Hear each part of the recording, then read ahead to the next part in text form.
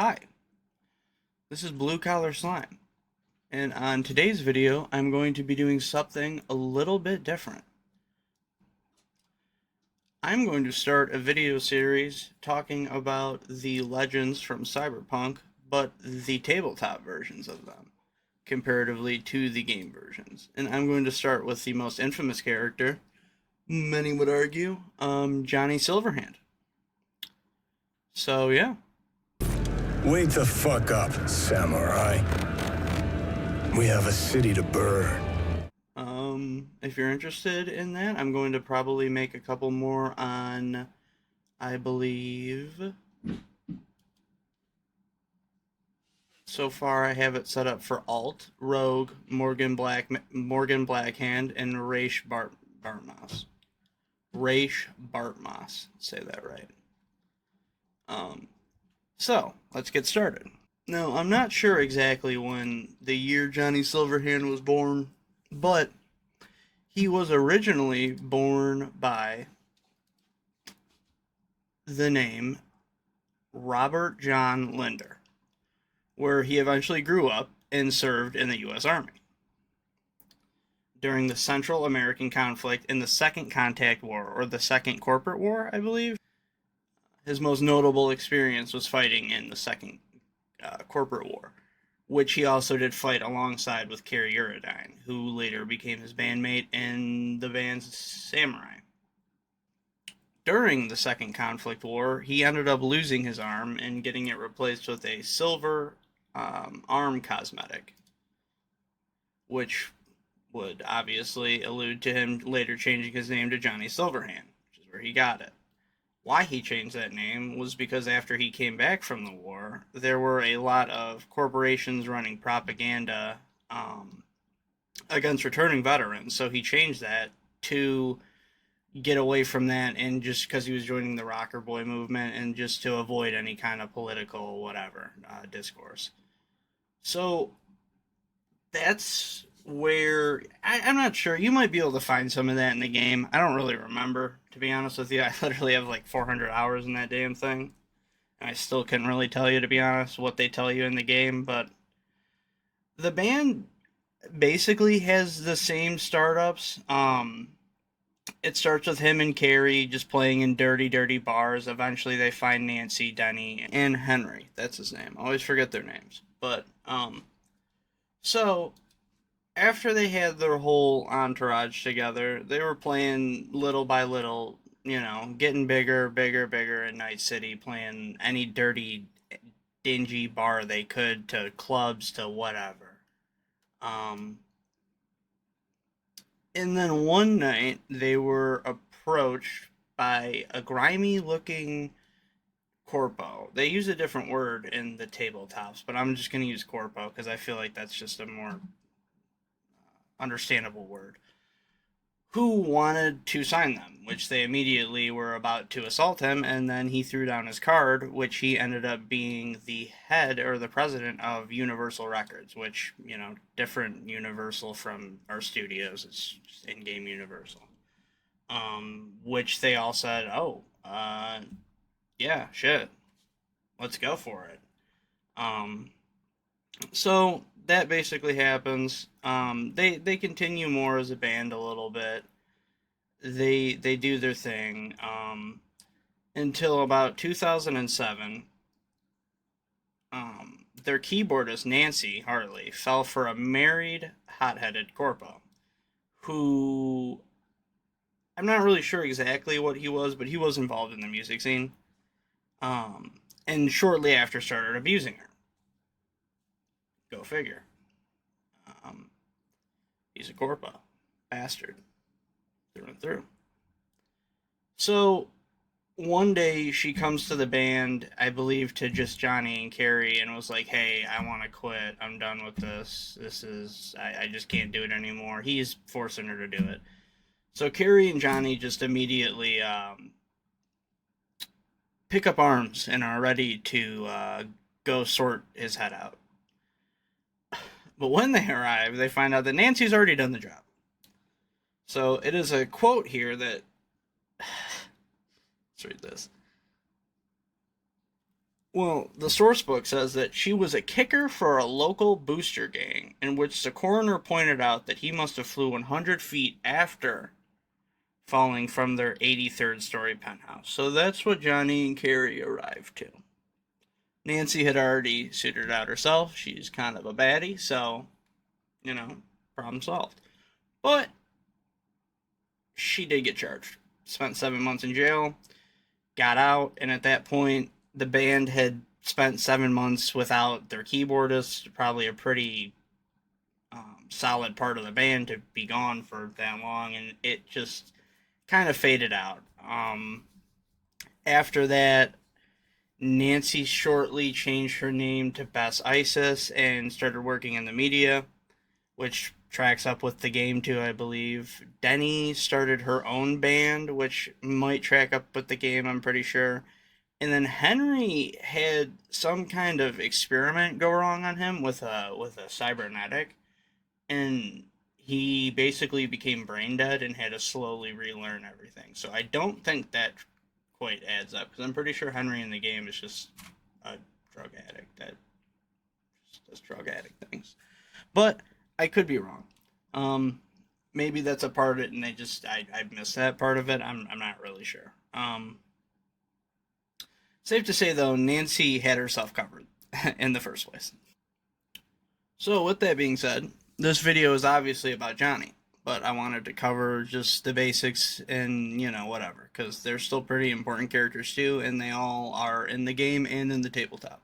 Carrie and Johnny go on to go do a solo thing where they're looking for just kind of working together to do their own thing, but also solo. It helped their solo careers too.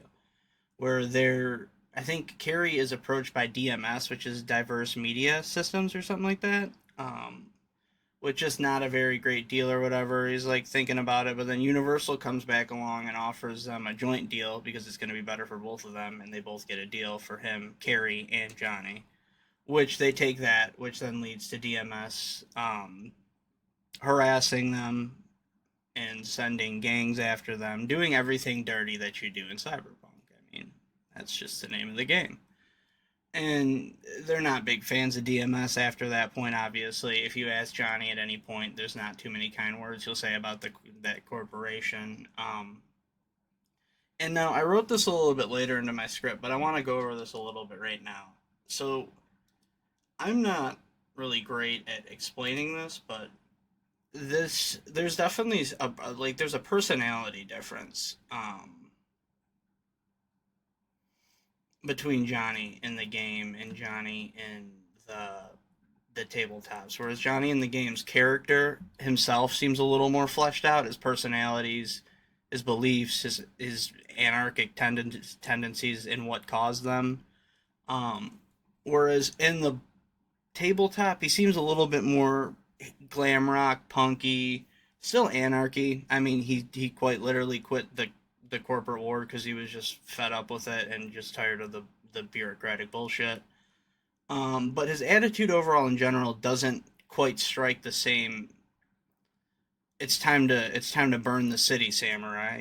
Like it's a little bit less intense and a little just more angry to the point and just kind of a kid, if that makes sense. I guess he still has more kid features to him, or childlike mentality, ideas of just how heroic he thinks he's gonna be, or whatever it is.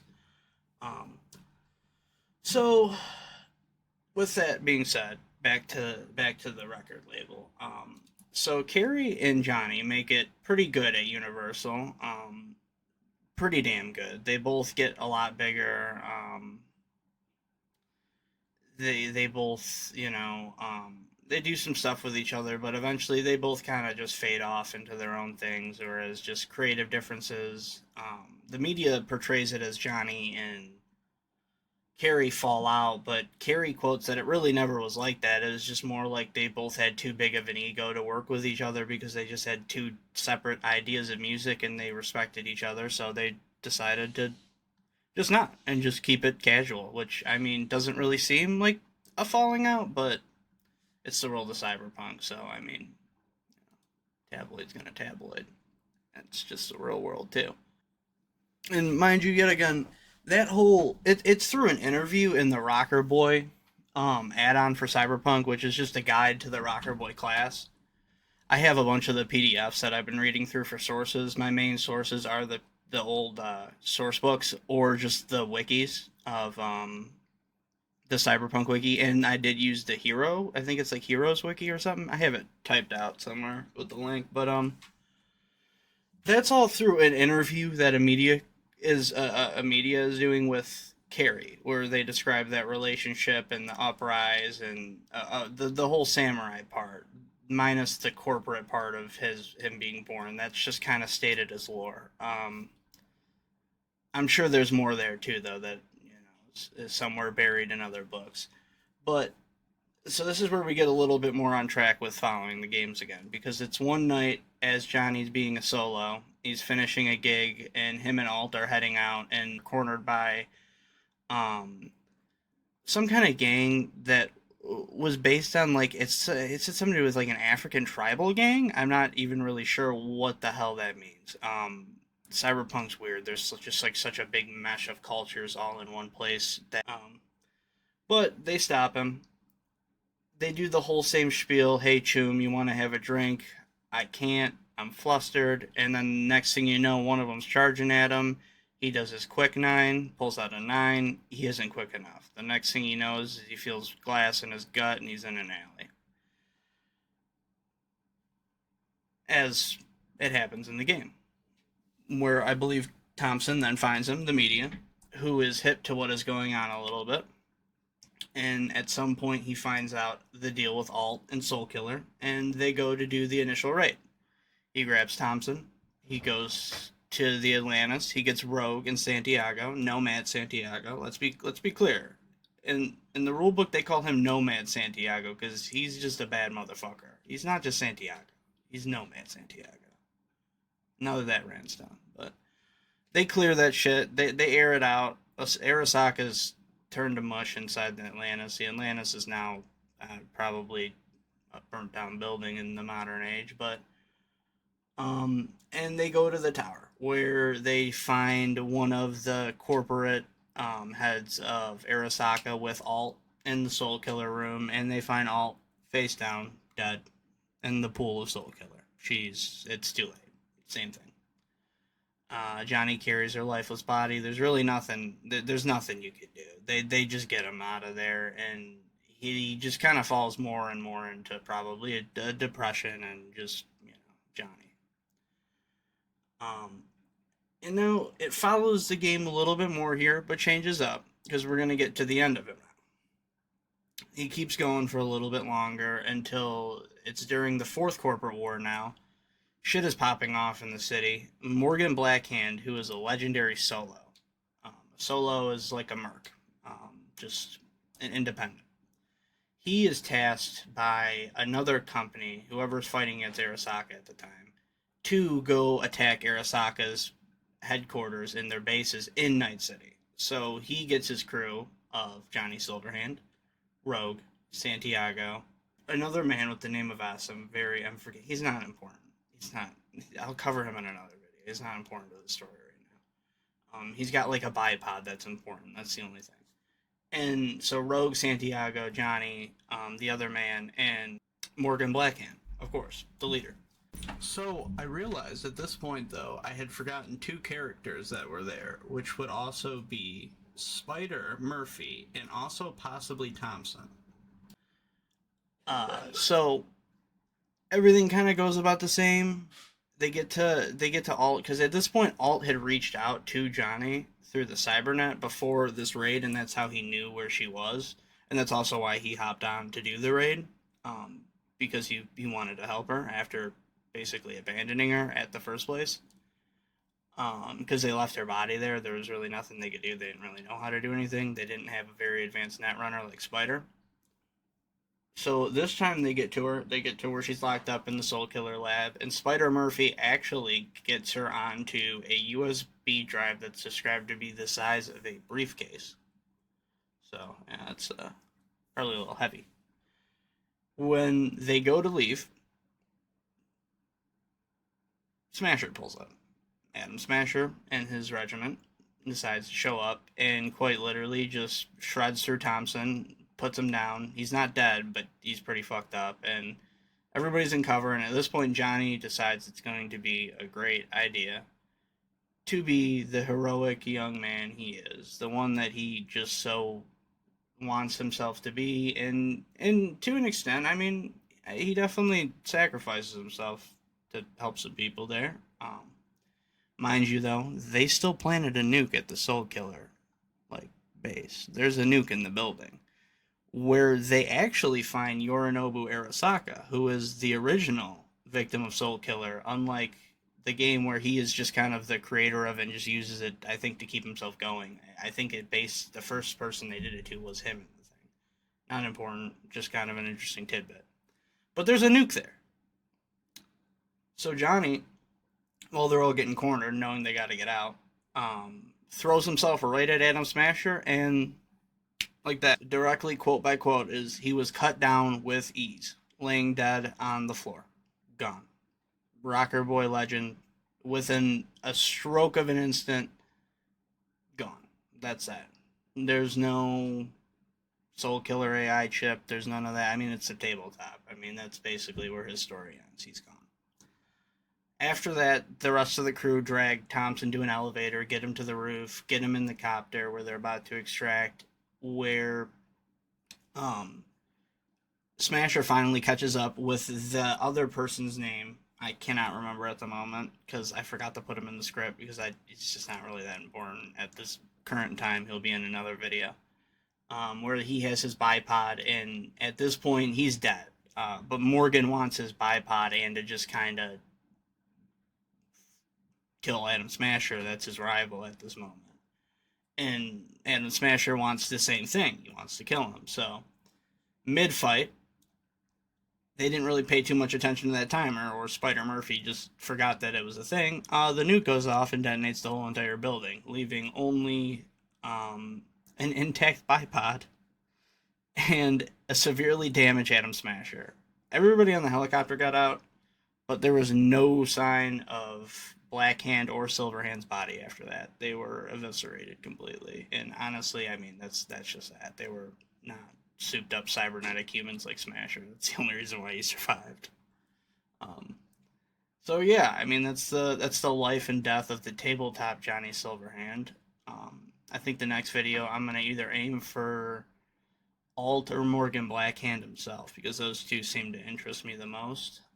If there's anything I fucked up in the video, correct me in the comments, and I will pin that, because I love this game. It's one of my favorite series. I really like the characters. I like the world design. I like the Ultra Corporation. I don't like that in real life. I like just the idea of how scarily it's getting to real life. But gotta love it. Thank you for watching. I plan on doing more of these and more Wobble Dog playthroughs. If anybody likes that, feel free to like and subscribe. This has been Blue Collar Slime, and thank you. Have a wonderful day. Wake the fuck up.